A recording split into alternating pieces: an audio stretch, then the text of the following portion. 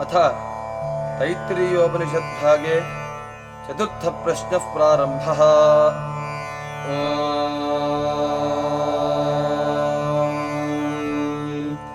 सहना भवतु सहनो भुनक्तु सह वीर्यम् करवावहै तेजस्विनावधीतमस्तु मा विद्विषावहै। ॐ शान्तिः शान्तिः शान्तिः। अम्भस्य बाले भवनस्य मध्ये नाकस्य पृष्ठे महतो महीयान् शुक्रेण ज्योतिगुंशितमनुप्रविष्टः प्रजापतिश्चरति गर्भे अन्तः यस्मिन्निदगो सञ्जविचैति सर्वं यस्मिन् देवा अधिविश्वे निषेदुः तदेव भूतं तदभव्यमा इदं यदक्षरे परमे व्योमन् येनावृतं खञ्च दिवं महीं च येनादित्यस्तपति तेजसा भ्राजसा च यमन्तः समुद्रे कवयो वयन्ति यदक्षरे परमे प्रजाः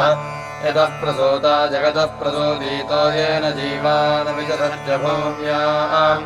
यदोषधीभिः पुरुषान् वशोगश्च विवेशभूतानि चराचराणि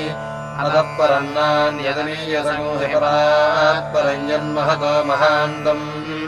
यदेकमव्यक्तमनन्तरूपम् विश्वम् पुराणन्तमतः परस्तात् तदेव तन्दति सत्यमाहुस्तदेव ब्रह्म परमम् कवीनाम्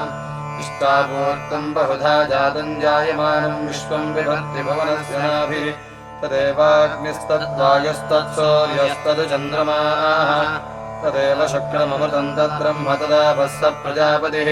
सर्वे निमेषा जिज्ञिरे विद्युतः पुरुषादधि कलामुहूर्ताः काष्ठाश्चाहोरात्राश्च सर्वशः अर्धमासा मासा ऋतवः संवत्सरश्च कल्पन्ताम् स आपः पृथुषे उभे इमे अन्तरिक्षमथोऽसुवः नैनमोत्पन्नतिर्यम् चन्नमध्ये परिचक्रपत् न तस्येषे कश्चन तस्य नाम महत्यशः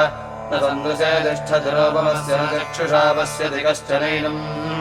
प्रदामनीषा मनसाभिगतो य एनम् वितरमुतास्ते भवन्ति अभ्यः सम्भूतो हिरण्यगर्भ इत्यष्टौ एष हि देवः प्रतिशो न सर्वाः पूर्वो हि जातः स गर्भे अन्तः स विजायमानः स च निश्यमानः प्रत्यङ्मुखास्तिष्ठति विश्वतोमुखः विश्वतश्चक्षुरुत विश्वतोमुखो विश्वतो हस्तमुत विश्वतस्पाद सम्बाहुभ्यान्नमति सम्पदत्रेद्या वा पृथिवी जनयन् देव एकः येनस्तत्पश्यन् विश्वा भुवनानि विद्वान् यत्र विश्वम् भवत्येकनीलम् यस्मिन्निदगो सञ्जविचैकगोसोतः प्रोतश्च विभः प्रजासु प्रदत्वोजे मृतन्न विद्वान् गन्धर्वो नाम निहितम् गुहासु त्रीणि पदानि हिता गुहासु यस्तद्वेद स विदुः पिता सद स नो बन्धर्जनिता स विधाता धामानि वेद भुवनानि विश्वा यत्र देवा अमृतमानशानाः स्तुतीये धामान्यभ्येरयन्त परित्या वा पृथिवीयन्ति सत्यः परिलोकान् परिदिशः परिसुवः पदस्य तन्तुम् विदतम् विसर्ज्य तदपश्यत्तदभवत्प्रजासु परीत्य लोकान् परीत्य भूतानि परीत्य सर्वाः प्रदिशो दिशश्च प्रजापतिः प्रथमजातस्यात्मनात्मानमभिदम् बभूव सरसस्पतिमद्भुतम् प्रियमिन्द्रस्य काम्यम् सन्मेधामयादिशम् उद्दीप्य स्वजातवेदो भग्नन्यतरुतिम् मम पशोगश्च मह्यमावह जीवनम् च दिशो दिश मानो हि गुंसीत्यातवेदो कामश्वम् पुरुषम् जगद अभिभ्रदग्नागहि श्रिया मा परिपातय पुरुषस्य विद्मसहस्राक्षस्य महादेवस्य धीमहि तन्नो रुद्रः प्रचोदयात् तत्पुरुषाय विद्महे महादेवाय धीमहि तन्नो रुद्रः प्रचोदयात् तत्पुरुषाय विद्महे वक्रतुण्डाय धीमहि तन्नो दन्त्यः प्रचोदयात् तत्पुरुषाय विद्महे चक्रतुण्डाय धीमहि तन्नो नन्द्यः प्रचोदयात् तत्पुरुषाय विद्महे महासेनाय धीमहि तन्नः षण्मुखः प्रचोदयात् तत्पुरुषाय विद्महे सुवर्णभक्षाय धीमहि तन्नो गरुडः प्रचोदयात् वेदात्मनाय विद्महे हिरण्यगर्भाय धीमहि तन्नो ब्रह्म प्रचोदयात्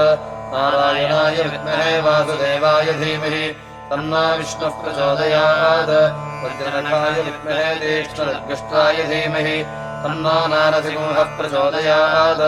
भास्कराय विद्महे महद्दिलिकराय धीमहि तन्नो आदित्यः प्रचोदयात्